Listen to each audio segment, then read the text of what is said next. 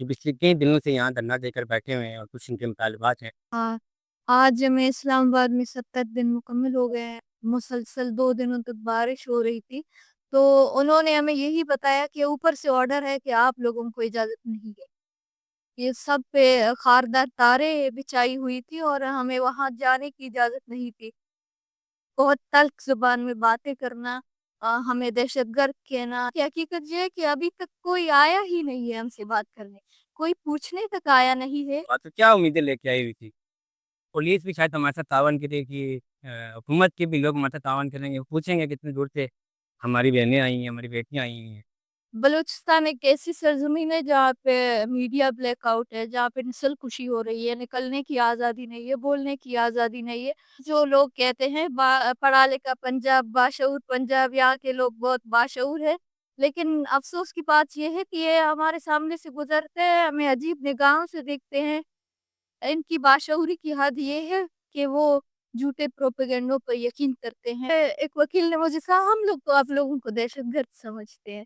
यहाँ पर बड़े ऐवानों में बैठे लोग सिर्फ बलूच के वसाइल में इंटरेस्टेड है, लेकिन बलूच की जिंदगी से किसी को कोई सरोकार नहीं है। ये कौन है? इनको भी उठाया गया और उनके क्या जुर्म साबित हुआ है?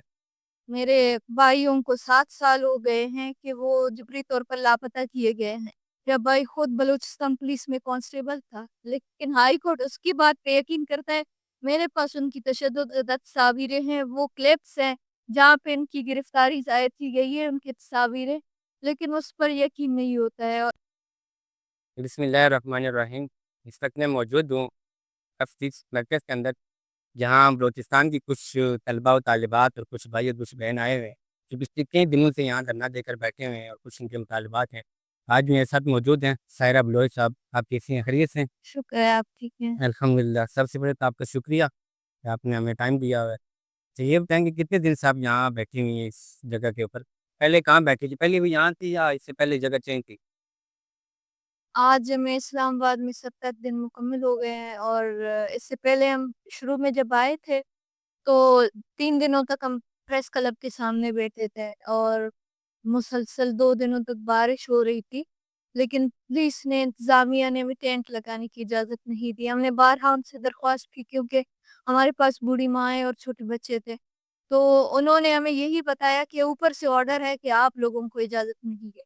तो हम फिर भी खामोश रहे, फिर बैठे रहे हम बारिश में। फिर तीसरे दिन इस्लामाबाद का तो आप सब लोगों को पता है कि यहाँ पे मौसम कैसा रहता है। फिर बहुत ज़्यादा गर्मी थी, हमारे साथ जो माएँ थी वो बेहोश हो रही थी हमारे साथ ही। हमने पुलिस के अफ़सरान से दरख्वास्त की कि आप लोग हमें टेंट लगाने दें, ताकि हम एक साया बना लें अपने लिए। तो फिर भी उन्होंने कहा, नहीं, हम आप लोगों को नहीं छोड़ेंगे। हम फिर भी उस दिन भी बैठे रहे।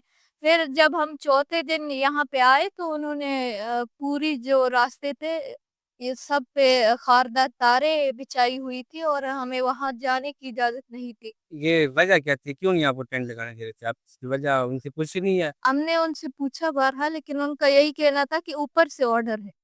उससे पूछना आपके ऊपर कौन है? सिटी में सिटी एडमिनिस्ट्रेशन ही है ना? तो वो उनको तो हम सब जानते हैं कि हमें ऑर्डर देने वाले लोग कौन हैं।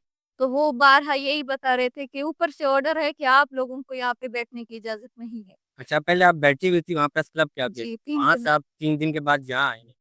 तो इस दौरानिए के अंदर 70 दिन हो गए आपको यहाँ बैठे हुए। इस दौरानिए के अंदर आपकी जो पुलिस के साथ क्या ताल्लुकात रहे हैं? और दूसरा, हुकूमत की तरफ से वज़ीर दाखिला साहब या कोई भी बंदा यहाँ आया आपसे मुज़ाकरात करने या आपकी बात सुनने? अगर पुलिस का मैं बताऊँ तो पुलिस ने हमें बारहा हरासा किया है। जैसे हमें ना छोड़ना, हमारे साथ बहुत तल्ख़ ज़ुबान में बातें करना, हमें दहशतगर्द कहना या बहुत स अजीब-अजीब सी बातें हमारे लिए यूज़ की जाती थी। और दरमियान में हमारे सीएनआईसी जो हमारे साथ हमारे भाई हैं, उनको कहना कि अपने चेहरे दिखाओ, अपने सीएनआईसी दिखाओ। बहुत तरीके से हमें हरासा किया गया। हमें यहाँ पे खारदार तारें बिछाई गई और हमें नहीं छोड़ा गया। और जो लोग आते थे कि ये रोड क्यों बंद है, तो उन लोगों को भी, इन शहरियों को भी बारहा यही बताया गया, ताजिरों को कोई इन्होंने रोड बंद किया, हालांकि रोड हमने बंद ही नहीं किए। अगर आज भी वो हमें छोड़ते हैं, हम प्रेस क्लब के सामने शिफ्ट हो जाएंगे। और हुकूमत की जानिब से तो बारहा प्रेस कॉन्फ्रेंसेस की गई, या के बयानिए बनाने की कोशिश की गई कि ये इनके सियासी एजेंडे हैं, ये मुज़ाकरात नहीं करना चाहते। حالانکہ حقیقت یہ ہے کہ ابھی تک کوئی آیا ہی نہیں ہے ہم سے بات کرنے، کوئی پوچھنے تک آیا نہیں ہے کہ آپ لوگوں کا مسئلہ کیا ہے، آپ لوگ یہاں پہ کیوں بیٹھے ہیں، حالانکہ کوئی بڑی مجبوری نہ ہو تو کسی کو بھی شوق نہیں ہے کہ اپنے گھر سے نکلے، اپنی زمین سے نکلے. ہم اپنے زمین سرزمین بلوچستان کو چھوڑ کے یہاں پہ آئے ہوئے ہیں، تو یہ ایک بہت بڑا مسئلہ ہے، لیکن پوچھنے والا اس سے کوئی. جب آپ اتنی دور بلوچستان سے یہاں آئی ہیں اسلام آباد تو کیا امیدیں لے کے آئی ہوئی تھی؟ ظاہر سی بات آپ کو شاید امید ہوئی ہوگی کہ یہاں آئیں گے تو پولیس بھی شاید ہمارے ساتھ تعاون کرے گی، حکومت کے بھی لوگ ہمارے ساتھ تعاون کریں گے، وہ پوچھیں گے کتنی دور سے ہماری بہنیں آئی ہیں، ہماری بیٹیاں آئی ہیں. کیا آپ کا وہاں سے امید لے کے آئی تھی؟ بلوچستان ایک ایسی سرزمین ہے جہاں پہ میڈیا بلیک آؤٹ ہے، جہاں پہ نسل کشی ہو رہی ہے، نکلنے کی آزادی نہیں ہے، بولنے کی آزادی نہیں ہے. تو ہم وہاں سے یہی امید لے کے آئے کہ یہاں پہ سننے والے بیٹھے ہوں گے اور یہاں پہ ہمیں سنا جائے گا. جو لوگ کہتے ہیں پڑھا لکھا پنجاب، باشعور پنجاب، یہاں کے لوگ بہت باشعور ہے، لیکن افسوس کی بات یہ ہے کہ یہ ہمارے سامنے سے گزرتے ہیں، ہمیں عجیب نگاہوں سے دیکھتے ہیں، اور وہ لوگ جنہیں آج ہمارے ساتھ ہونا تھا وہ ہماری طرف مڑ کے دیکھ بھی نہیں رہے ہیں. تو ان کی باشعوری کی حد یہ ہے کہ وہ جھوٹے پروپیگنڈوں پر یقین کرتے ہیں، اور وہ لوگ ہمیں دہشت گرد کہتے ہیں. جب ہم کچہری میں گئے تھے تو پمفلٹنگ کرنے کے لیے، تو وہاں پہ ایک وکیل نے مجھے کہا ہم لوگ تو آپ لوگوں کو دہشت گرد سمجھتے ہیں. تو یہی ہے باشعوری کی اس حد. حساب سے پوچھا نہیں کہ آپ کو ہمیں دہشت گرد کیوں سمجھتے ہیں؟ ہم نے کوئی قانون توڑا ہو، ہم نے کسی کا قتل کیا ہو؟ ہم نے بارہا قانون کی بات کی ہے، لیکن یہ وہی لوگ ہیں جو ریاستی میڈیا کے حد تک ہے، وہ بیانیہ جو میڈیا پہ پھیلائی جاتی ہے اسی پر یقین کرتے ہیں. تو ہم یہاں پر بڑی امیدیں لے کر آئے تھے کہ وہاں پر ہمیں سننے والا نہیں ہے، یہاں پر سنا جائے گا، لیکن ہم نے اس دفعہ بھی دیکھا ہے کہ یہاں پر بلوچ کے حصے میں صرف موت لکھ دی جاتی ہے. یہاں پر بڑے ایوانوں میں بیٹھے لوگ صرف بلوچ کے وسائل میں انٹرسٹڈ ہے، لیکن بلوچ کی زندگی سے کسی کو کوئی سروکار نہیں ہے. اچھا، آپ نے یہ کیچڑ اٹھائی ہے، اس میں 2 لڑکیاں اور ایک والدہ لگ رہی ہے مجھے، تو یہ کون ہے؟ ان کو بھی اٹھایا گیا ہے اور ان کے کیا جرم ثابت ہوا ہے؟ یہ میرے بھائی ہیں، دونوں بڑے بھائی؟ میری والدہ ہیں. میرے بھائیوں کو 7 سال ہو گئے ہیں کہ وہ جبری طور پر لاپتہ کیے گئے ہیں. میرے بھائیوں کو پکنک مناتے ہوئے حراست میں لیا گیا، ان کی گرفتاری ضائع ہوئی CTD اور فورسز کے نام سے، لیکن اس کے بعد انہیں لاپتہ کر دیا گیا. ہم آج تک نہیں جانتے کہ ان کا جرم کیا تھا، انہیں کیوں لاپتہ کر دیا گیا ہے. میرا بھائی خود بلوچستان پولیس میں کانسٹیبل تھا، لیکن کیوں لاپتہ کر دیا گیا؟ بلوچستان پولیس کا کانسٹیبل تھا پھر بھی لاپتہ ہوا ہے؟ جی، پھر سرکار کے 7 اندر سالوں سے لاپتہ. ہوتے ہوئے بھی؟ اچھا، یہ جتنے بھی لوگ ابھی تک اٹھائے گئے ہم تو پہلے یہ سمجھ رہے تھے، یہ شاید آج ہمیں معلوم ہوئی ہے کہ جو لوگ اٹھائے گئے ہیں وہ پرائیویٹ لوگ ہیں، اسکول کالج یونیورسٹی میں پڑھنے والے لوگ ہیں. لیکن یہ تو آج پتہ چل رہا ہے کہ جو سرکار کے اندر کام کر رہے ہیں ان کو بھی اٹھایا جاتا ہے. ان جی کے آج تک مقدمات کون سے لگے ہیں کہ کس بنا پہ؟ اگر مجھے کوئی اٹھا رہا ہے تو میں کسی سے پوچھوں گا نا کہ آپ مجھے کیوں اٹھا کے لے کے جا رہے ہو؟ چاہے وہ پولیس اٹھا رہی ہے یا کوئی حکومت کا بندہ جو اٹھا رہا ہے.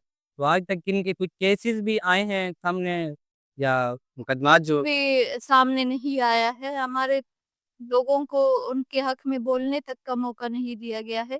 میرے بھائیوں کا کیس ہائی کورٹ میں بھی چل رہا ہے بلوچستان میں، وہاں پہ FC آ کر میں، حالانکہ میرے بھائیوں کی گرفتاری کے تمام تر ثبوت ہمارے پاس موجود ہے، لیکن پھر بھی کمیشنز ہو یا ہائی کورٹ ہو وہ ہمیں انصاف دینے میں ناکام ہو چکے ہیں.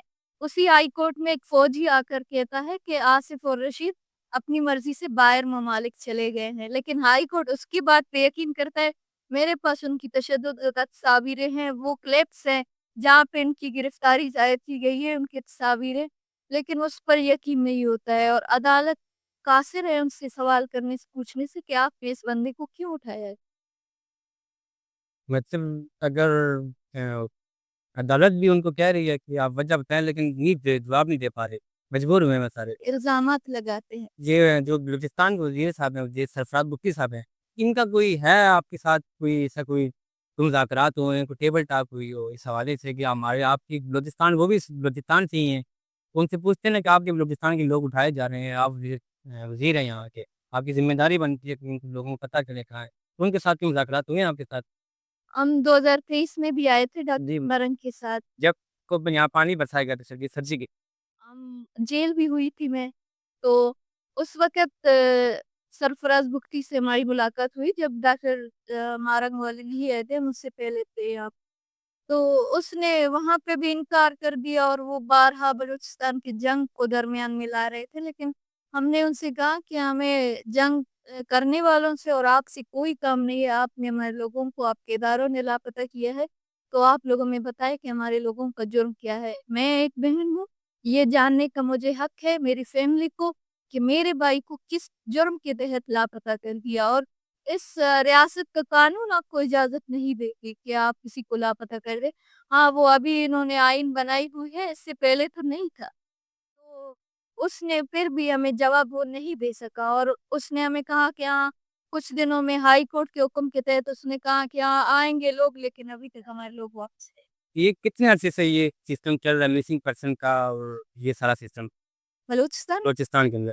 اگر ہم بلوچستان کی بات کریں تو یہ 1970 سے ہے، جب اختر مینگر کے بھائی کو بھی لاپتہ کر دیا گیا تھا، اور اس میں تیزی 2000 کے بعد آئی ہے۔ آج تک لوگ بڑی ہر دن ہر روز لوگ لاپتہ ہو رہے ہیں، اسٹوڈنٹس ہو یا سرکاری آفیسر ہو یا کوئی بوڑھے بچے، کوئی بھی محفوظ نہیں ہے، عورتیں بھی محفوظ نہیں ہے، اور لاشیں بھی مل رہی ہیں، تو یہ مسئلہ ابھی تک حل نہیں ہو سکا ہے۔ بارہا اپوزیشن میں آ کر لوگ وہاں پر آئے ہیں، جیسے بلاول آئے تھے 2024 میں خضدار میں، انہوں نے لوگوں سے وعدہ کیا تھا کہ جب میری حکومت ہوگی تو میں اس مسئلے کو حل کروں گا۔ جب مریم نواز وہ بارہا انہوں نے وعدے کیے جھوٹے، لیکن جب ان کی حکومت آئی تو ان کی زبانیں بند ہو گئی اور وہ بیرے ہو گئے۔ چلیے ہم اللہ تعالیٰ سے دعا کرتے ہیں کہ جتنے بھی لوگ آپ کے اٹھائے گئے ہیں اللہ ان کو رہا کرے۔